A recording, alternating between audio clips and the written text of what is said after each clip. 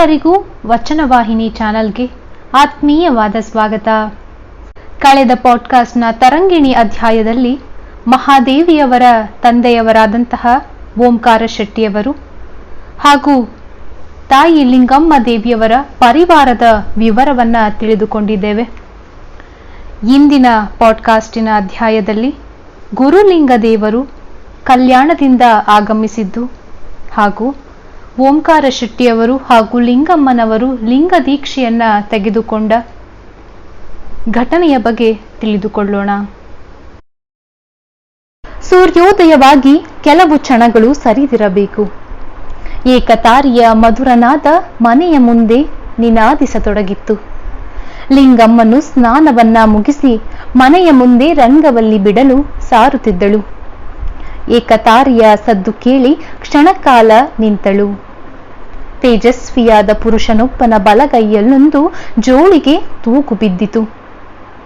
ಹೆಗಲ ಮೇಲೆ ಬಟ್ಟೆಯ ಗಂಟು ಇದ್ದಿತು. ಅವನ ಹಣೆಯ ಮೇಲಿನ ತ್ರಿಪುಂಡ್ರವನ್ನ ಕಂಡಳು. ಕೊರಳಿನಲ್ಲಿ ಅದನ್ನ ಸುತ್ತುವರೆದು ಎದೆಯ ಮೇಲೆ ಬಟ್ಟೆಯಲ್ಲಿ ಕಟ್ಟಲ್ಪಟ್ಟ ವಸ್ತುವೊಂದು ಇಳಿಯ ಬಿದ್ದಿತ್ತು. ಆ ಆಗಂತುಕನು ಬಲಗೈಯಲ್ಲಿ ಏಕತಾರಿಯನ್ನ ಮಿಂಟುತ್ತಾ ಹಾಡತೊಡಗಿದ. ನಂಬರು ನೆಚ್ಚರು ಬರಿದೆ ಕರೆವರು, ನಂಬಲರಿಯರಿ ಲೋಕದ ಮನುಜರು, ನಂಬಿ ಕರೆದೊಡೆ ಓ ಎನ್ನನೇ ಶಿವನು, ನಂಬದೆ ನಚ್ಚದೆ ಬರಿದೆ ಕರೆವರ, ಕೊಂಬ ಮೆಟ್ಟಿ ಕೂಗಿಂದ ನಮ್ಮ ಲಿಂಗದೇವ. ರಂಗವಲ್ಲಿಯ ಬಟ್ಟಲನ್ನ ಕೈಯಲ್ಲಿ ಹಿಡಿದು ಮಂತ್ರಮುಕ್ತಳಾಗಿ ನಿಂತಳು ಲಿಂಗಮ್ಮ. ಆ ದನಿಯ ಇಂಪಿಗೆ ಮಾರು ಹೋದ ಓಂಕಾರ ಶೆಟ್ಟಿಯು ತಲೆಬಾಗಿಲಿಗೆ ಬಂದು ನಿಂತಿದ್ದ. ಬಾಗಿಲಿಗೆ ಬರಗಿ ಕಣ್ಣು ಮುಚ್ಚಿ ಆಲಿಸುತ್ತಿದ್ದ. ತಿಳಿಗನ್ನಡದಲ್ಲಿ ಘನತತ್ವವನ್ನ ಭಕ್ತಿಯೋಗದ ರಹಸ್ಯವನ್ನ ಹೇಳುವ ಮಾತನ್ನ ಕೇಳಿದುದು ಇದೇ ಮೊದಲು. ಹಾಡು ಮುಗಿಯುತ್ತಿದ್ದಂತೆಯೇ ಎಚ್ಚರಗೊಂಡ ಓಂಕಾರ, ಇನ್ನೊಂದನ್ನು ಹಾಡಬಲ್ಲಿರಾ ಸ್ವಾಮಿ ಎಂದು ಕೇಳಿದ. ಸಂತೋಷವಾಗಿ, ತಮ್ಮ ಸೇವೆಯೇ ನಮ್ಮ ಪುಣ್ಯ. ಛೇಛೆ, ಕಾವಿ ವಸನದಾರಿಗಳಾದ ತಾವು ಸೇವೆ ಎಂಬ ಶಬ್ದ ಬಳಸುವುದೇ? ಓಂಕಾರ ಹೇಳಿದ. ಆಳಾಗಬಲ್ಲವನಷ್ಟೇ ಅರಸನಾಗಲು ಯೋಗ್ಯ. ಸಮಾಜ ಸೇವಕನೇ ನಿಜ ಸ್ವಾಮಿಯಾಗಬಲ್ಲ. ಇದು ನಮ್ಮ ತತ್ವದ ತಿರುಳು. ಇದೆಂತಹ ಕ್ರಾಂತಿಕಾರಕ ವಿಚಾರ. ಸೇವೆ ಮಾಡಿಸಿಕೊಳ್ಳುವವ ಸ್ವಾಮಿ ಎಂದು ನಾವು ತಿಳಿದಿದ್ದೆವು. ಆದರೆ ವ್ಯಾಖ್ಯೆ ಬದಲಾಯಿತಲ್ಲ. ಸೇವೆ ಮಾಡುವವನು ಸ್ವಾಮಿಯಂತೆ. ಮನದಲ್ಲಿ ಆಲೋಚಿಸಿ ಓಂಕಾರ ಕೇಳಿದ, ಸ್ವಾಮಿ, ತಾವು ಯಾರು? ನಾವು ಜಂಗಮರು. ಅಂದರೆ ಪಟ್ಟಣಕ್ಕೆ ಪಂಚರಾತ್ರಿಯಂತೆ, ಹಳ್ಳಿಗೆ ಏಕರಾತ್ರಿಯಂತೆ ಧರ್ಮೋಪದೇಶ ಮಾಡುತ್ತಾ ಸಂಚರಿಸುವವರು. ನಿಮ್ಮ ಕೊರಳಲ್ಲಿ ಇರುವುದೇನು? ಅದು ದೇವರು. ಓ ದೇವರೇ, ನಾವೆಂದು ಹೀಗೆ ಕಟ್ಟುವುದನ್ನ ಕಂಡಿರಲಿಲ್ಲ. ಇದೆಲ್ಲ ಹೊಸದು. ತಮ್ಮ ಧರ್ಮದ ಆದಿ ಗುರುವು ಯಾರು? ಮನುಕುಲದ ಸ್ವಾತಂತ್ರ್ಯವನ್ನ ಸಾರಲು ಬಂದಿರುವಂತಹ ಅಪ್ಪ ಬಸವಣ್ಣನವರು. ಆಗಲೇ ಹೇಳಿದ ವಚನ ಅವರೇ ರಚಿಸಿದುದು. ಅದೆಷ್ಟು ಅರ್ಥಗರ್ಭಿತವಾಗಿದೆ. ಇನ್ನೊಂದು ಹಾಡಬಲ್ಲಿರಾ? ಮನವೇ ಸರ್ಪ ತನುವೇ ಹೇಳಿಗೆ, ಹಾವಿನುಡತನ ಹುದುವಾಳಿಗೆ, ಇನ್ನಾವಾಗ ಕೊಂದಹುದೆಂದರಿಯೇ, ಇನ್ನಾವಾಗ ತಿಂದಹುದೆಂದರಿಯೇ, ನಿಚ್ಚ ನಿಚ್ಚಕ್ಕೆ ನಿಮ್ಮ ಪೂಜಿಸಬಲ್ಲಡೆ, ಅದೇ ಗಾರುಡ ಲಿಂಗದೇವ, ಅದೇ ಗಾರುಡ ಲಿಂಗದೇವ. ಏಕತಾರಿಯನ್ನ ಮಿಂಟುತ್ತ ಜಂಗಮನು ಭಾವ ತುಂಬಿ ಹಾಡಿದ. ಇದು ಆ ಅಪ್ಪನವರದೇ? ಓಂಕಾರ ಕೇಳಿದ. ಜಂಗಮ ಹೌದೆಂದ. ನೀವು ಎಷ್ಟು ಧರ್ಮ ಗ್ರಂಥಗಳನ್ನ ಓದಿದರೂ ನನಗೆ ಅರ್ಥವಾಗುತ್ತಿರಲಿಲ್ಲ ಮತ್ತು ನೀವೇ ಅರ್ಥೈಸಿ ಹೇಳಬೇಕಾಗುತ್ತಿತ್ತು. ಆದರೆ ಈಗ ಅಚ್ಚ ಕನ್ನಡದಲ್ಲಿರುವ ಕಾರಣ ಇವೆರಡೂ ನನಗೆ ಅರ್ಥವಾದವು, ಲಿಂಗಮ್ಮ ಹೇಳಿದಳು. ಹೌದು ತಾಯಿ, ಜನಕ್ಕೆ ಧರ್ಮ ತತ್ವಗಳು ಅರ್ಥವಾಗಲೆಂದೇ ಈ ಚಳುವಳಿ ಆರಂಭವಾಗಿದೆ. ಅದರ ನೇತಾರರು ಅಪ್ಪ ಬಸವಣ್ಣನವರು. ತಮ್ಮ ಜಾತಿ ಯಾವುದು? ಲಿಂಗಮ್ಮ ಕೇಳಿದಳು. ಸಾಧ್ಯವಾದರೆ ತಮ್ಮ ಮನೆಯಲ್ಲಿ ಉಪಚರಿಸಿ ಕಳಿಸಬೇಕೆಂದು. ನಮಗೆ ಜಾತಿ ಇಲ್ಲವಮ್ಮ. ನೀರು ಕಟ್ಟಿಕೊಂಡು ಮುತ್ತಾದಂತೆ ಪೂರ್ವ ಜಾತಿ ಅಳಿದಾಗಲೇ ನಾವು ಜಂಗಮರಾಗುವುದು. ಇವೆಲ್ಲವೂ ಹೊಸ ಶಬ್ದ, ಹೊಸ ತತ್ವಗಳಾಗಿ ಕೇಳಬರುತ್ತಿದ್ದವು. ಇಲ್ಲಿಯ ತನಕ ಜಂಗಮನು ನಿಂತಿದ್ದ, ದಂಪತಿಗಳು ನಿಂತಿದ್ದರು. ಕಟ್ಟೆಯ ಮೇಲಾದರೂ ಕುಳಿತುಕೊಳ್ಳಿ ಸ್ವಾಮಿ, ಓಂಕಾರ ಭಿನ್ನವಿಸಿದ. ನೋಡಿ ಶರಣರೇ, ಮಧ್ಯಾಹ್ನದ ಒಳಗೆ 7-8 ಮನೆಗಳಿಗಾದರೂ ಹೋಗಿ ಬೋಧೆ ಮಾಡಬೇಕು. ನೀವು ತಿಳಿದುಕೊಳ್ಳುವುದು ಬೇಕಾದಷ್ಟು ಇದೆ. ಆದ್ದರಿಂದ ತಾವು ಒಪ್ಪಿದಲ್ಲಿ ಸಂಜೆಯ ವೇಳೆಗೆ ನಿಮ್ಮ ಮನೆಯ ಕಟ್ಟೆಯ ಮೇಲೋ ಅಥವಾ ಅಂಗಡಿಯ ಮುಂದೋ ಬೋಧೆ ಮಾಡುವೆ. ಓಣಿಯ ಜನರನ್ನ ಸೇರಿಸಬೇಕು. ಇಲ್ಲವೇ ತಾವೇ ನಮ್ಮಲ್ಲಿ ಬರುವುದಾದರೆ ತಮ್ಮ ವಾಸ್ತವ್ಯ ಎಲ್ಲಿಯಾಗಿದೆ?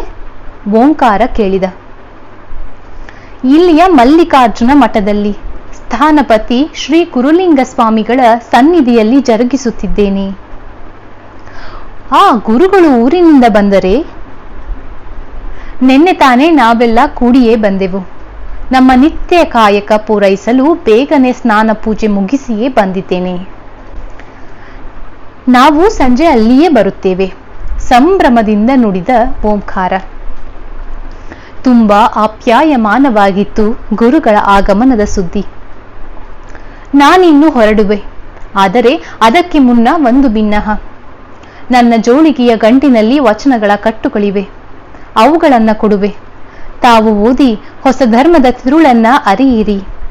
ಅರ್ಥವಾಗದೆ ಉಳಿದಿದ್ದರೆ ಸಂಜೆಗೆ ನಡೆಯುವ ಅನುಭವ ಗೋಷ್ಠಿಯಲ್ಲಿ ಕೇಳುವ ಸ್ವಾತಂತ್ರ್ಯ ಉಂಟು. ಅನುಭವಗೋಷ್ಠಿ ಎಂದರೇನು? ಪ್ರವಚನವೇ? ಇದೊಂದು ವಿಶಿಷ್ಟ ಬಗೆಯ ಚರ್ಚೆ.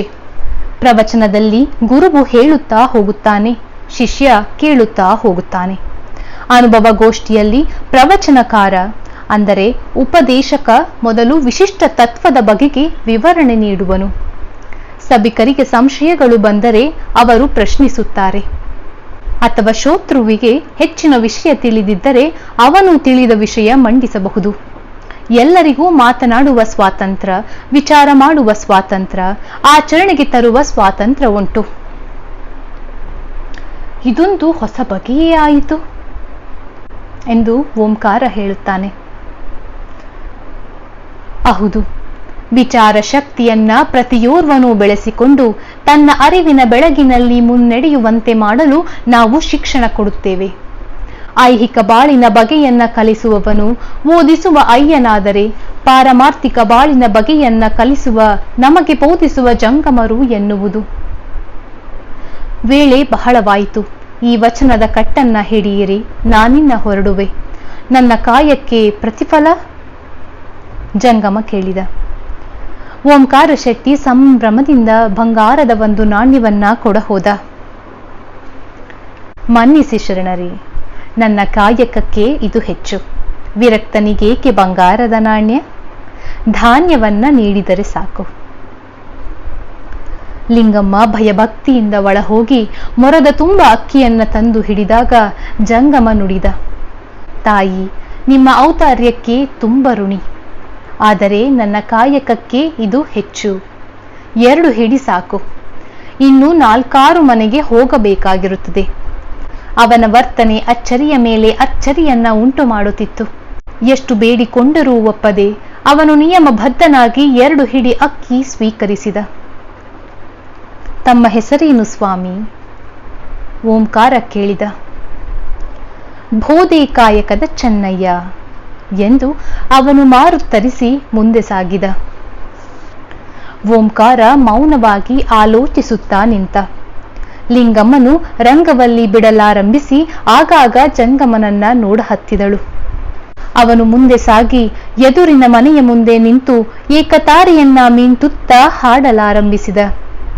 ಮನೆಯ ಒಳಗಿನಿಂದ ಬಂದ ಪಾರ್ವತಮ್ಮ ಭಿಕ್ಷುಕನೆಂದು ಭಾವಿಸಿ ಮೊರದಲ್ಲಿ ಅಕ್ಕಿ ತಂದಳು. ಪಡೆದುಕೊಳ್ಳುವ ಮುನ್ನ ಜಂಗಮ ಕೇಳಿದ. ಅವ್ವ, ಈಗ ಹಾಡಿದ ವಚನದ ಅರ್ಥ ಹೇಳಲೇ? ಅವೆಲ್ಲ ಯಾರಿಗೆ ಬೇಕಪ್ಪ? ಈಗ ತಮಗೆ ವೇಳೆ ಇರಲಿಕ್ಕಿಲ್ಲ. ವಚನದ ಕಟ್ಟನ್ನ ಕೊಡುವೆ, ಓದಿ ಇಟ್ಟುಕೊಳ್ಳಿ. ಸಂಜೆ ಮಠಕ್ಕಾದ್ರೂ ಬರ್ರಿ, ಇಲ್ಲವೇ ನಾಳೆ ಬಂದಾಗ ನಾನೇ ಹೇಳ್ತೀನಿ. ಹೆಂಗಸರು ದೇವ್ರು ಧರ್ಮದ ಬಗ್ಗೆ ಹೇಳೋ ಪುಸ್ತಕಗಳನ್ನ ಮುಟ್ಟಬಾರದಂತಲ್ಲ. ಅವ್ವ, ಹೆಣ್ಣು ಕುಲವು ಸೃಷ್ಟಿಯ ಒಂದು ಅಂಗವಲ್ಲವೇ? ದೇವರು ಹಂಗ ಭೇದ ಭಾವ ಮಾಡೋದು ಉಂಟ? ನಮಗೇನು ಈ ತತ್ವ ಬೇಡಪ್ಪ, ಈ ಭಿಕ್ಷೆ ವಯಸ್ಸಾಕು, ಪಾರ್ವತಮ್ಮ ಹೇಳಿದಳು. ಬೇಡ ತಾಯಿ, ನನ್ನ ಜ್ಞಾನ ದಾನವನ್ನ ನೀನು ವಲ್ಲೆಯಾದರೆ ನೀನು ನೀಡುವ ಅನ್ನದಾನವು ನನಗೆ ಬೇಡ. ನೀವು ನೆತ್ತಿಯ ಅನ್ನವನ್ನ ಉಂಡರೆ ಮಾತ್ರ ನಾನು ಉದರದ ಅನ್ನವನ್ನ ಉಣ್ಣುವೆ. ನಾವು ಬೇಡುವುದು ಭಿಕ್ಷೆಯನ್ನಲ್ಲ, ಕಾಯಕದ ಪ್ರತಿಫಲವನ್ನ. ತನ್ನ ಪಾಲಿನ ಕಾಯಕ ಮಾಡದೆ ಬೇಡಿ ತಿನ್ನುವುದು ಬಸವಧರ್ಮಕ್ಕೆ ಸಲ್ಲದು. ಆ ಜಂಗಮ ಮುಂದಿನ ಮನೆಗೆ ಹೋದಾಗ ಓಂಕಾರ ಶೆಟ್ಟಿ ಲಿಂಗಮ್ಮನವರಿಗೆ ಎಚ್ಚರವಾಯಿತು. ಜಂಗಮನಲ್ಲಿದ್ದ ಕರ್ತವ್ಯ ಪ್ರಜ್ಞೆ, ಸಮಾಜೋದ್ಧಾರಕದ ಕಳಕಳಿ, ನಿರ್ಭೀತ ವಿಚಾರಧಾರೆಗಳು ಓಂಕಾರನನ್ನ ಬೆರಗುಗೊಳಿಸಿದವು. ಒಬ್ಬ ಸಾಮಾನ್ಯ ಅನುಯಾಯಿಯೇ ಹೀಗಿದ್ದರೆ ಆ ಮೂಲಗುರು ಬಸವಣ್ಣನವರು ಎಂತಹ ಉತ್ತುಂಗದ ವ್ಯಕ್ತಿಯಾಗಿರಬೇಕು ಎಂದುಕೊಳ್ಳುತ್ತಾ ಒಳಹೊಕ್ಕ ಓಂಕಾರ. ಬಹುದಿನಗಳ ಕಾಲ ಸಂಚಾರದಲ್ಲಿ ಮಗ್ನರಾಗಿ ಶಿಷ್ಯಕೋಟಿಯಿಂದ ದೂರವಿದ್ದ ಶ್ರೀ ಗುರುಗಳ ಆಗಮನದ ಸುದ್ದಿ ಅವನ ಹೃದಯವನ್ನ ಗರಿಬಿಚ್ಚಿದ ನವಿಲಿನಂತೆ ಮಾಡಿದ್ದಿತು. ತಕ್ಷಣವೇ ದರ್ಶನಕ್ಕೆ ಧಾವಿಸಬೇಕೆಂದು ಆತುರತೆಯಿಂದ ಹೊರಡುವಲ್ಲಿ ಅಂಗಡಿಯಿಂದ ಕರೆ ಬಂದಿತು. ನಿರ್ಧಾರದ ದಿಕ್ಕನ್ನ ಬದಲಿಸಿ ಅಂಗಡಿಗೆ ನಡೆದಾಗ ಸ್ವಲ್ಪ ಆಶ್ಚರ್ಯವೂ ಕಾದಿತ್ತು. ಮಲ್ಲಿಕಾರ್ಜುನನ ಮಠದ ಅನೇಕ ಭಕ್ತರು ನೆರೆದಿದ್ದರು. ಆ ಬೀದಿಯ ಪ್ರಮುಖರು ಇದ್ದರು. ಇವರುಗಳೆಲ್ಲ ವಿಶೇಷ ಪ್ರಸಂಗಗಳಲ್ಲಿ ಮಾತ್ರ ವಣಿಕ ಶ್ರೇಷ್ಠ ಓಂಕಾರನ ಅಂಗಡಿಯಲ್ಲಿ ನೆರೆಯುತ್ತಿದ್ದುದುಂಟು. ತನ್ನ ಕುತೂಹಲವನ್ನ ಹತ್ತಿಕ್ಕಿಕೊಂಡು ಓಂಕಾರ ಕರವೆತ್ತಿ ಮುಗಿದು ಮುಗುಳ್ನಕ್ಕೂ ಪ್ರಶ್ನಿಸಿದ, ಇದೇನು ಅಪರೂಪದ ಸಮಾವೇಶ? ಒಂದು ವಿಚಿತ್ರ ಸುದ್ದಿ ಹಬ್ಬುತ್ತಿದೆ. ಯಾರೋ ಕಲ್ಯಾಣದ ಕಡೆಯ ಜಂಗಮಯ್ಯಗಳಂತೆ ಬೋಧೆ ಕಾಯಕದವರು, ಬಹುರೂಪದವರು ಎಂದು ನಮ್ಮ ಊರಿಗೆ ಬಂದಿದ್ದಾರಂತೆ. ಅವರೆಲ್ಲ ಊರು ತುಂಬ ಸಂಚರಿಸುತ್ತಿದ್ದಾರಂತೆ. ಹೊಲೆಗೇರಿ ವೇಶ್ಯ ಕೇರಿಗಳಲ್ಲೆಲ್ಲ ಓಡಾಡಿ ಬಂದು ಉತ್ತಮರ ಓಣಿಯಲ್ಲೂ ಬೋಧೆ ಮಾಡುತ್ತಾ ಓಡಾಡುತ್ತಿದ್ದರಂತೆ. ಥು, ಕುಲ ಕೆಡುವ ಕಾಲ, ಪಾಪ ತುಂಬಿ ಬಂದ ಕಾಲ. ಗುಡಿಯ ಅರ್ಚಕ ವಿರೂಪಾಕ್ಷ ಭಟ್ಟ ಮೆಲ್ಲನೆ ಸುದ್ದಿ ತೆಗೆದ. ಅದತ್ತ ಹಾಳಾಗಿ ಹೋಗ್ಲಿ, ನಮ್ಮ ತಪೋಧನರಾದ ಗುರುಲಿಂಗ ಶಿವಾಚಾರ್ಯರು ಕೂಡ ಆ ಅಯ್ಯಗಳ ಪ್ರಭಾವಕ್ಕೆ ಒಳಗಾಗಿ ವಸತಿಗಾಗಿ ಮಠವನ್ನೇ ಕೊಟ್ಟು ಬಿಟ್ಟಿದ್ದಾರಂತೆ. ಅಲ್ರಿ, ಜಂಗಮರನ್ನ ಕರೆ ತಂದವರೇ ಅವರಂತೆ. ಇದ್ಯಾಕಿಂತ ಬುದ್ಧಿ ಬಂತು? ಮೈಲಾರ ಶೆಟ್ಟಿ ಹೇಳುತ್ತಿದ್ದ. ನೋಡ್ರಿ, ತಿಳಿಯದೆ ಏನನ್ನ ಆಡೋದು ಸಲ್ಲದು. ನಿನ್ನೆ ತಾನೇ ಗುರುಗಳು ಪ್ರವಾಸದಿಂದ ಬಂದಿರುವರಂತೆ. ಗೊತ್ತಾದುದು ಇದೇ ಮುಂಜಾನೆ. ಹೋಗಿ ದರ್ಶನ ಪಡೆದು ವಿಷಯ ತಿಳಿದು ಬರೋಣ. ಅವರ ವಿಚಾರ ಶಕ್ತಿ, ವಿಮರ್ಶಾ ಪ್ರಜ್ಞೆ, ದಿಟ್ಟತನ ಎಷ್ಟೆಂಬುದು ನಮಗೆ ತಿಳಿದೇ ಇದೆ. ದುಡುಕಿ ಮಾತನಾಡುವವರಂತೂ ಅಲ್ಲವೇ ಅಲ್ಲ. ಓಂಕಾರ ಪ್ರಶಾಂತ ಚಿತ್ತನಾಗಿ ಹೇಳಿದಾಗ ಎಲ್ಲರೂ ಮೌನವಂತಾದರು. ಅಂದು ಸಂಜೆ ತ್ವರಿತಗತಿಯಲ್ಲಿ ಅಂಗಡಿಯ ವ್ಯವಹಾರವನ್ನ ಅಣ್ಣನ ಮಗ ಸದಾಶಿವ ಶೆಟ್ಟಿಗೆ ಹಸ್ತಾಂತರಿಸಿ ಓಂಕಾರ ಶೆಟ್ಟಿ ಲಿಂಗಮ್ಮನೊಡಗೂಡಿ ಫಲಪುಷ್ಪಗಳೊಡನೆ ಗುರುಲಿಂಗ ಶಿವಾಚಾರ್ಯರ ಮಠಕ್ಕೆ ಧಾವಿಸಿದ. ತಮ್ಮ ಆಸನದ ಮೇಲೆ ಸ್ಥಾಪಿತರಾಗಿದ್ದ ಗುರುವರ್ಯರನ್ನ ಕಂಡವನೇ ಅಪೂರ್ವ ಆನಂದದಿಂದ ನಮಸ್ಕರಿಸಿದ. ಬಹುದಿವಸಕ್ಕೆ ಗುರುಗಳ ದರ್ಶನ ಲಾಭವಾಗಿ ಮಾತು ಮೂಕವಾಯಿತು. ಓಂಕಾರ, ಲಿಂಗಮ್ಮ ತಾಯಿ ಎಲ್ಲರೂ ಕುಶಲವೇ?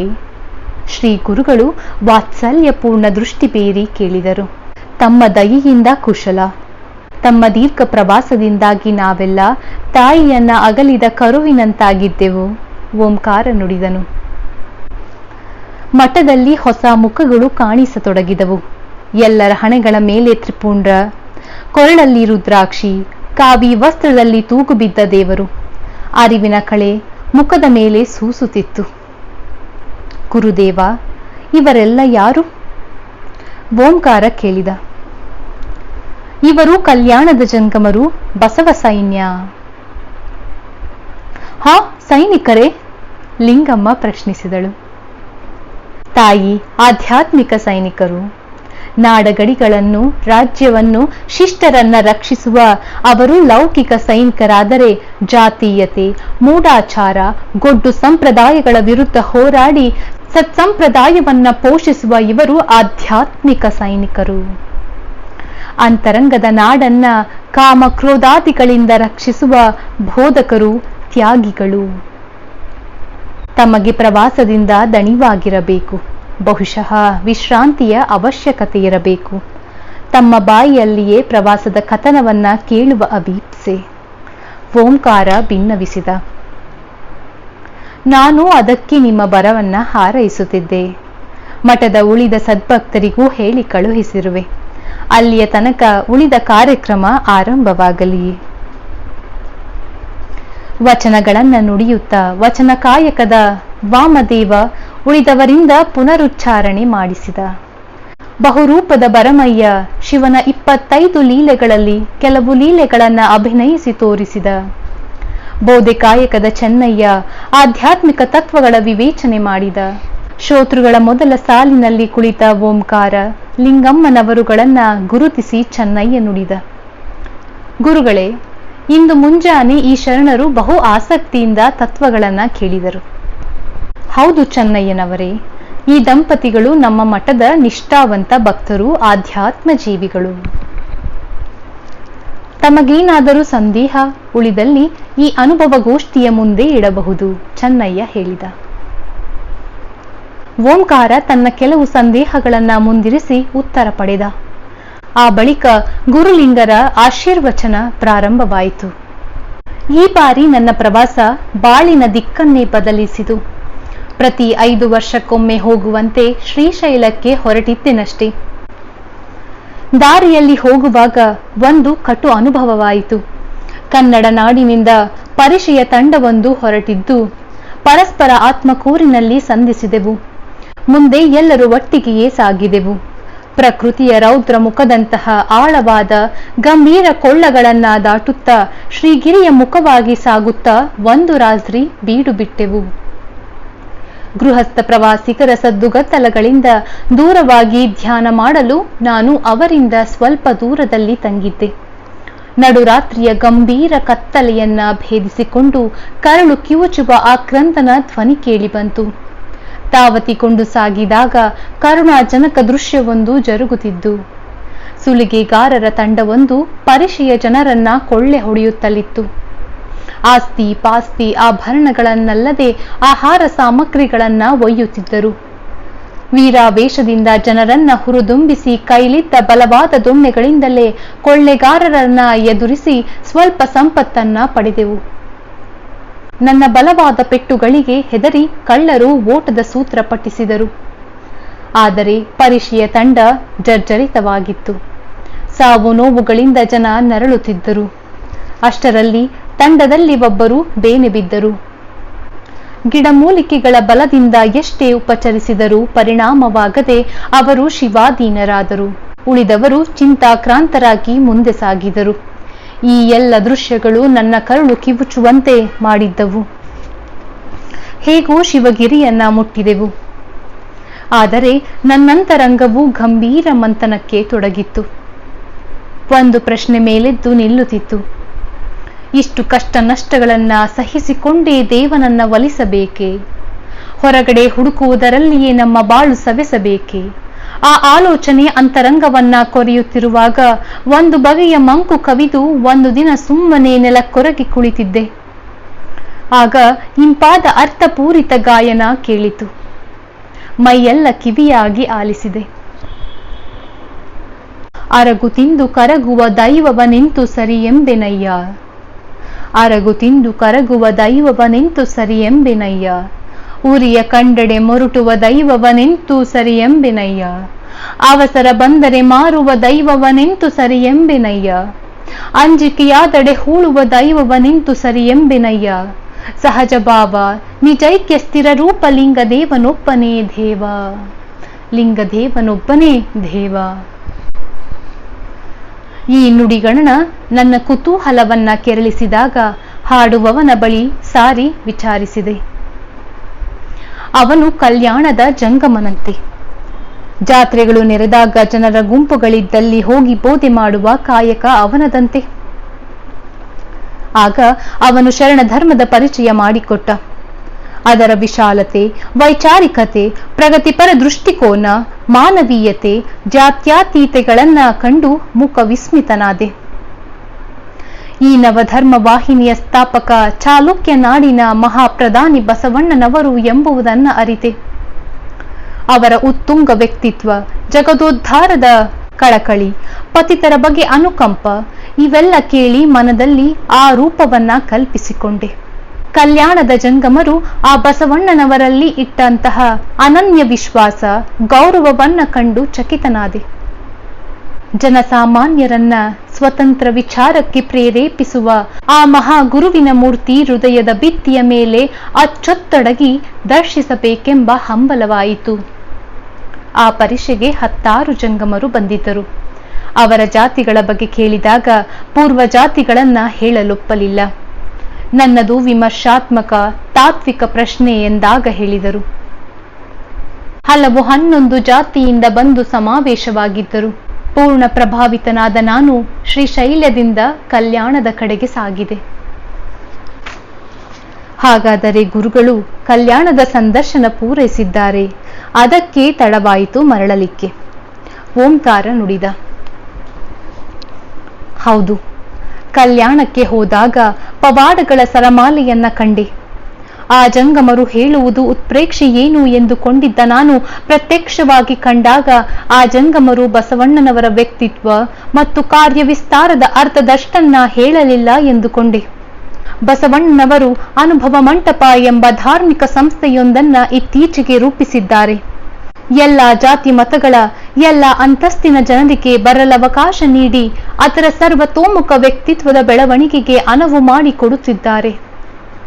ನಾನು ಅನೇಕ ಮಠ ಮಂದಿರಗಳನ್ನ ನೋಡಿದ್ದೆ. ಅವು ಕುಳಿತು ತಿನ್ನುವವರಿಗೆ ಆಶ್ರಯ ಸ್ಥಾನಗಳಾಗಿರುವುದನ್ನ, ಪರೋಪಜೀವಿಗಳ ಪೋಷಕ ಕೇಂದ್ರಗಳಾಗಿರುವುದನ್ನ ನೋಡಿದ್ದೆ. ಆದರೆ ಅನುಭವ ಮಂಟಪದಲ್ಲಿ ಪ್ರತಿಯೋರ್ವನು ಅಧ್ಯಯನ, ಅನುಭವ ಮಂಥನ ಮಾಡಬೇಕು, ತಪ್ಪದೆ ಪೂಜೆ ಮಾಡಬೇಕು. ವರ್ಗ ವರ್ಣವಾದಗಳನ್ನ ತೊಡೆದು ಹಾಕುವ ವಿಶ್ವಶಕ್ತಿಯ ಕುರುಹಾದ ಇಷ್ಟಲಿಂಗವು ಎಲ್ಲರ ಕೈಗೆ ಸಿಗುವುದು. ಇಂತಹ ಕ್ರಾಂತಿ ಜಂಬೂ ದ್ವೀಪದ ಇತಿಹಾಸದಲ್ಲಿಯೇ ಅಭೂತಪೂರ್ವ. ಬಸವಣ್ಣನವರು ಹಲವಾರು ಪವಾಡಗಳನ್ನ ಮಾಡಿದ್ದಾರೆ ಎಂದು ಭಯಭಕ್ತಿಗಳಿಂದ ಜನರು ಆಡುವರು. ಅದೇನೇ ಇರಲಿ, ಬರಡಾದ ಭಕ್ತಿಹೀನ ಬಂಜರು ಹೃದಯಗಳಲ್ಲಿ ದೈವಿ ವಿಶ್ವಾಸದ ಚಿಲುಮೆಯೊಂದನ್ನ ಚಿಮ್ಮಿಸುತ್ತಿದ್ದಾರೆ. ಕೊರಡುಗಳಂತೆ ಅರ್ಥಹೀನ ಬಾಳುವೆ ಮಾಡುತ್ತಿದ್ದಂತಹ ಶೋಷಿತ ಕೀಳು ಕುಲದವರ ಬದುಕನ್ನ ತನ್ನ ವಿಚಾರಧಾರೆಯಿಂದ ಕೊನರಿಸುತ್ತಿದ್ದಾರೆ. ಅಬ್ಬಾ, ಪುಣ್ಯ ಪುರುಷ! ದೈವಿ ರಾಜ್ಯವನ್ನ ಕಟ್ಟಿ ತೋರಿಸಿದ್ದಾರೆ. 15 ದಿವಸಗಳಲ್ಲಿ ಆ ಮಹಾ ವ್ಯಕ್ತಿತ್ವದ ಆಕರ್ಷಣೆಗೆ ಈಡಾದ ನಾನು ಅವರಿಂದ ಇಷ್ಟಲಿಂಗ ದೀಕ್ಷೆಯನ್ನ ಸ್ವೀಕರಿಸಿ ಪುನರ್ಜಾತನಾಗಿ ಬಿಟ್ಟೆ. ಗುರುಲಿಂಗ ಶಿವಾಚಾರ್ಯತ್ವ ಹೋಗಿ ಗುರುಲಿಂಗ ದೇವರಾಗಿ ಬಿಟ್ಟೆ. ಬಸವಣ್ಣನವರನ್ನ ಧರ್ಮಗುರುವೆಂದು ಸ್ವೀಕರಿಸಿ ಲಿಂಗಾಯತ ಧರ್ಮದ ಅನುಯಾಯಿಯಾಗಿ ಬಿಟ್ಟೆ. ಎಷ್ಟೋ ಜನ್ಮಗಳ ಪುಣ್ಯ! ಶ್ರೀ ಗುರುಲಿಂಗ ದೇವರು ಕಣ್ಮುಚ್ಚಿಕೊಂಡು ತಮ್ಮ ದೀಕ್ಷೆಯ ಅನುಭವವನ್ನು ನೆನಪಿಸಿಕೊಂಡು ತನ್ಮತೆಯ ಆಳಕ್ಕೀಳಿದರು. ಸ್ವಲ್ಪ ಕಾಲ ನಂತರ ಕಣ್ತೆರೆದರು. ಓಂಕಾರ ಒಂದು ಅಪೂರ್ವ ಅನುಭವವಾಯಿತು. ಒಂದು ದಿವಸ ನನ್ನನ್ನು ಕೂರಿಸಿಕೊಂಡು ಮಾತುಕತೆಯಾಡುತ್ತಾ ಮುಂದೆ ಕೈಗೊಳ್ಳಬೇಕಾದ ಕರ್ತವ್ಯದ ಪರಿಚಯ ಮಾಡುತ್ತಾ ಬಸವಣ್ಣನವರು ಇದ್ದಕ್ಕಿದ್ದಂತೆಯೇ ಧ್ಯಾನೋನ್ಮುಖವಾದರು. ನಿಮ್ಮ ನಾಡು ಪ್ರಕೃತಿ ಸಂಪತ್ತಿಗನಿತೇ ಅಲ್ಲ, ಆಧ್ಯಾತ್ಮಿಕ ಸಂಪತ್ತಿಗೂ ತಾಯಿಯಾಗುವುದು. ಅಪ್ರತಿಮ ಶರಣರನ್ನ ಜಗತ್ತಿಗೆ ಧಾರೆ ಎರೆಯಲಿರುವುದು. ವೈರಾಗ್ಯವೇ ಸಾಕಾರ ತಳೆದ ವ್ಯಕ್ತಿಯೊಂದು ಅಲ್ಲಿಂದ ರೂಪುಗೊಳ್ಳಲಿದೆ. ಸ್ತ್ರೀಯು ಸಾಧಿಸಬಲ್ಲ ಆತ್ಯಂತಿಕ ಸಿದ್ಧಿಯನ್ನ ಮೈಗೂಡಿಸಿಕೊಳ್ಳಲಿದೆ ಎಂದು ನುಡಿದರು. ನಾನು ಮೌನವಾಗಿ ನಿಟ್ಟಿಸುತ್ತಲಿದ್ದೆ. ಆ ಧೀಮಂತ ಶಕ್ತಿಯ ಶಿಲ್ಪಿ ನೀವಾಗುವಿರಿ. ಈ ಇಷ್ಟಲಿಂಗವನ್ನ ಹಿಡಿಯಿರಿ. ತಾಯಿಗೆ 8 ತಿಂಗಳು ತುಂಬಿದಾಗ ಧಾರಣೆ ಮಾಡಿರಿ. ಆ ಮಗು ಜನ್ಮಿಸಿದಾಗ ವಿಭೂತಿ ಪಟ್ಟವನ್ನ ಕಟ್ಟಿರಿ ಎಂದು ಆಜ್ಞಾಪಿಸಿದರು. ನಾನು ಮೌನವಾಗಿ ಸ್ವೀಕರಿಸಿ ತಂದು ಅವರಿತ್ತ ವಿಭೂತಿ ಇಷ್ಟಲಿಂಗಗಳನ್ನು ಪೂಜೆಯ ವಸ್ತುಗಳ ಗಂಟಿನಲ್ಲಿ ಸುರಕ್ಷಿತವಾಗಿಟ್ಟಿರುವೆ. ಹೋ, ಅಂತಹ ಪುಣ್ಯವಂತೆ ಯಾರೋ? ಎಲ್ಲರೂ ಉದ್ಘರಿಸಿದರು. ಅವರ ಅನುಗ್ರಹ ಹೊತ್ತು ಬರುವಾಗ ವಿವಿಧ ಕಾಯಕದ ಜಂಗಮ ಮೂರ್ತಿಗಳನ್ನ ಕರೆತಂದಿರುವೆ. ಬಸವಣ್ಣನವರು ಕೈಗೊಂಡ ಮಹಾಮಣಿಹದ ಪೂರೈಕೆಗೆ ನಮ್ಮ ಕಿಂಚಿತ್ ಸೇವೆಯನ್ನ ಸಲ್ಲಿಸುವ ಸಂಕಲ್ಪ ಮಾಡಿರುವೆ. ಬೆಳಗಿನ ವೇಳೆ ಆಡಿಕೊಂಡ ಅನೇಕ ನಾಲಿಗೆಗಳು ಸುಮ್ಮನಾಗಿದ್ದವು ಈ ಧೀಮಂತ ವಾಣಿಯ ಮುಂದೆ. ನಮ್ಮ ಈ ಧರ್ಮ ಕೇಂದ್ರದಿಂದ ಹಲವಾರು ಕಾರ್ಯಗಳನ್ನ ಹಮ್ಮಿಕೊಳ್ಳೋಣ ಎಂದುಕೊಂಡಿರುವೆ. ಲೌಕಿಕ ಓದು, ಆಧ್ಯಾತ್ಮಿಕ ಬೋಧೆ ಪ್ರಮುಖವಾದವು. ಆದ್ದರಿಂದ ಸಾಲಿಯ ಮಠ ನನ್ನ ಕಾರ್ಯವನ್ನ ಆರಂಭಿಸುವುದು. ವೈದ್ಯಕೀಯ ವಿಭಾಗವನ್ನ ತೆಗೆಯೋಣ ಎಂದುಕೊಂಡಿರುವೆ. ಅನುಭವ ಮಂಟಪ ತನ್ನ ವೈದ್ಯಕೀಯ ಕಾರ್ಯದ ಮೂಲಕ ಜನಸೇವೆಯನ್ನ ಮನಮುಟ್ಟಿ ಮಾಡುವುದು. ಬಸವಣ್ಣನವರ ಅಕ್ಕಂದಿರಾದ ನಾಗಮ್ಮನವರು ಕ್ರಿಯಾಶಕ್ತಿಯ ಸಾಕಾರವಾಗಿ ಇವುಗಳ ಮೇಲ್ವಿಚಾರಣೆಯನ್ನ ಮಾಡುತ್ತಿರುವವರು. ವಚನಗಳನ್ನ ತಾಳೆಗರಿಯ ಮೇಲೆ ಪ್ರತಿ ಮಾಡಿಸಿ ಮನೆ ಮನೆಗೆ ಹಂಚಿ ಬೋಧೆ ಮಾಡುವ ಕಾಯಕವು ಅವಶ್ಯಕ ಎನಿಸುತ್ತಿದೆ. ಬಸವಣ್ಣನವರು ಎಡದ ಕೈಯಲ್ಲಿ ಲಿಂಗ ಪೂಜೆ, ಬಲದ ಕೈಯಲ್ಲಿ ಜಂಗಮ ಸೇವೆಯನ್ನ ಹಿಡಿದುಕೊಂಡಿರುವವರು. ಜನತಾ ಜಂಗಮದ ಸೇವೆ ಮಾಡದ ಪೂಜೆಗೆ ಅರ್ಥವೇ ಇಲ್ಲ ಎನ್ನುವರು. ಆ ಆದರ್ಶಗಳನ್ನ ಸ್ವಲ್ಪ ಸ್ವಲ್ಪವಾಗಿ ಆಚರಣೆಗೆ ತರುವ ಬಯಕೆ ನನ್ನದು. ಗುರುಲಿಂಗದೇವರ ಮಾತಿಗೆ ಯಾರೂ ಪ್ರತಿಯಾಡಲಿಲ್ಲ. ಓಂಕಾರನು ನುಡಿದ, ತಮ್ಮ ಸಂಕಲ್ಪ ನಮಗೆಲ್ಲ ಆನಂದದಾಯಕ. ಈ ಮಹಾಮಣಿಹದಲ್ಲಿ ನಾವು ಮನಮುಟ್ಟಿ ಸಹಕರಿಸುತ್ತೇವೆ ಗುರುದೇವ. ಮಂಗಲದ ಬಳಿಕ ಗೋಷ್ಠಿಯ ವಿಸರ್ಜನೆಯಾಯಿತು. ವಂದಿಸಿ ಮರಳಿದ ಓಂಕಾರ ಆಲೋಚನೆಯಲ್ಲಿ ಮೈಮರೆತಿದ್ದ. ನೆಪ ಮಾತ್ರಕ್ಕೆ ಪೂಜೆ ಊಟಗಳನ್ನ ಮುಗಿಸಿ ಜಂಗಮನು ಕೊಟ್ಟ ವಚನಗಳ ಕಟ್ಟನ್ನ ಬಿಚ್ಚಿದ. ಸರಿ ರಾತ್ರಿಯಾದರೂ ಪರಿವೇ ಇಲ್ಲದೆ ಓದುತ್ತಾ ಹೋದರೂ ಅವನಿಗೆ ಸಂತೃಪ್ತಿಯ ಅಲೆ ಹಾಯತೊಡಗಿತು. ಅವನ ಅಂತರಂಗ ವಿಮರ್ಶನಾ ಶಕ್ತಿಗಳು ಬಹುದಿನಗಳಿಂದ ಹಂಬಲಿಸುತ್ತಿದ್ದ ವಿಚಾರಧಾರೆ ಸಿಕ್ಕಂತಾಗಿ ಆನಂದಿತನಾದ. ಮರುದಿವಸ ಶ್ರೀ ಗುರುಲಿಂಗದೇವರು ಬ್ರಾಹ್ಮಿ ಮುಹೂರ್ತದ ಪೂಜೆ ಮುಗಿಸಿ ಆ ಸಂತೃಪ್ತಿ ಭಾವದಲ್ಲಿಯೇ ಬಂದು ಮಠದ ಮುಂದಿನ ಕೈತೋಟದಲ್ಲಿ ಗುದ್ದಲಿ ಹಿಡಿದು ಗಿಡಗಳಿಗೆ ಪಾತಿ ಮಾಡುವಾಗ ಓಂಕಾರ ಸತಿಸಮೇತನಾಗಿ ಆಗಮಿಸಿದ. ಗುರುಗಳ ಕೈಯೊಳಗಣ ಗುದ್ದಲಿ ನೋಡಿ ವಿಸ್ಮಿತನಾಗಿ ಕೇಳಿದ, ಇದೇನು ಗುರುದೇವ ತಾವು ಮಾಡುವುದು? ಗುದ್ದಲಿಯಿಂದ ಅಗಿತ ಸರಳವಾಗಿ ಉತ್ತರಿಸಿದರು. ಛೇ, ಸ್ಥಾನಪತಿಗಳಾದ ತಾವು ಮಾಡುವುದು ಸಲ್ಲದು. ಗುದ್ದಲಿಯನ್ನ ಕೈಯಿಂದ ತೆಗೆದುಕೊಳ್ಳಲು ಯತ್ನಿಸಿದ. ಈ ಹಮ್ಮನ್ನ ಕಲ್ಯಾಣದಲ್ಲಿ ಬಿಟ್ಟು ಬಂದಿರುವೆ ಓಂಕಾರ. ಕಾಯಕದಲ್ಲಿ ಮೇಲು ಕೀಳಿಲ್ಲ. ಕಾಯಕ ಜೀವಿಗಳಲ್ಲಿ ಮೇಲು ಕೀಳಿನ ಕಲ್ಪನೆ ತಪ್ಪು. ಮಾಡುವ ಮಾಟದಿಂದ ದೈವಿ ಕೂಟವನ್ನ ಪಡೆಯಲು ಬರುವುದು. ಅಪ್ಪನವರು ಹೇಳುತ್ತಾರೆ, ನಾನು ಆರಂಭವ ಮಾಡುವೆ ಗುರುಪೂಜೆಗೆಂದು, ನಾನು ಆರಂಭವ ಮಾಡುವೆ ಗುರುಪೂಜೆಗೆಂದು, ನಾನು ವ್ಯವಹಾರವ ಮಾಡುವೆ ಲಿಂಗಾರ್ಚನೆಗೆಂದು, ನಾನು ಪರಸೇವೆಯ ಮಾಡುವೆ ಜಂಗಮ ದಾಸೋಹಕ್ಕೆಂದು. ಹೀಗೆಂದು ನುಡಿದು ಕಾಯಕ ಮಗ್ನರಾದರು. ಎಂತಹ ಉದಾತ್ತ ವಿಚಾರ, ಎಂತಹ ಸಮಷ್ಟಿ ಪ್ರಜ್ಞೆ! ಓಂಕಾರ ಉದ್ಘರಿಸಿ ಪತ್ನಿಯೊಡನೆ ನಮಸ್ಕರಿಸಿದ. ತಾನು ಲಿಂಗ ದೀಕ್ಷೆಯನ್ನ ಪಡೆದು ಭವಿತನವನ್ನ ಪಡೆದುಕೊಳ್ಳುವ ಅಭೀಪ್ಸೆಯನ್ನ ವ್ಯಕ್ತಪಡಿಸಿದ. ಪೂಜೆ ಧ್ಯಾನಗಳಿಗಾಗಿ ಇಷ್ಟಲಿಂಗವನ್ನ ಅನುಗ್ರಹಿಸಬೇಕು ಎಂದು ಬೇಡಿಕೊಂಡಾಗ ಗುರುಲಿಂಗದೇವರು ಆನಂದ ತುಂದಿಲರಾದರು. ಆದರೂ ನುಡಿದರು, ನಾವೇನು ವಿರಕ್ತರು, ತೊಂದರೆ ಇರದು. ನೀನು ಗೃಹಸ್ಥ. ಮುಂದೆ ಮಕ್ಕಳು ಮರಿಗಳಾದಾಗ ವಿವಾಹದ ತೊಂದರೆಗಳು ಬರಬಾರದು. ಆಲೋಚಿಸು ಓಂಕಾರ. ದೇವರಿದ್ದಾನೆ ಗುರುದೇವ, ಆ ಚಿಂತೆ ಈಗೇಕೆ? ನನಗೀಗ ಧರ್ಮ ಸಂಸ್ಕಾರ ಬೇಕು, ಪೂಜೆಗಾಗಿ ಸದವಕಾಶ ಬೇಕು, ನಿಶ್ಚಿತವಾಗಿ ನುಡಿದ. ಗುರುಲಿಂಗದೇವರು ಸಂತೋಷದಿಂದ ದಂಪತಿಗಳಿಗೆ ಲಿಂಗ ದೀಕ್ಷೆ ನೀಡಿದರು. ಓಂಕಾರ ಶೆಟ್ಟಿ, ಲಿಂಗಮ್ಮ ಉಭಯತರು ಧರ್ಮ ದೀಕ್ಷೆಯನ್ನ ಸ್ವೀಕರಿಸಿ ಸಾತ್ವಿಕ ಬದುಕನ್ನ ಅಳವಡಿಸಿಕೊಂಡಿದ್ದರು. ಶರಣರೇ, ಇದರ ಮುಂದುವರೆದ ಭಾಗವನ್ನ ಮುಂದಿನ ಪಾಡ್ಕಾಸ್ಟ್ನಲ್ಲಿ ತಿಳಿಯೋಣ. ಧನ್ಯವಾದ.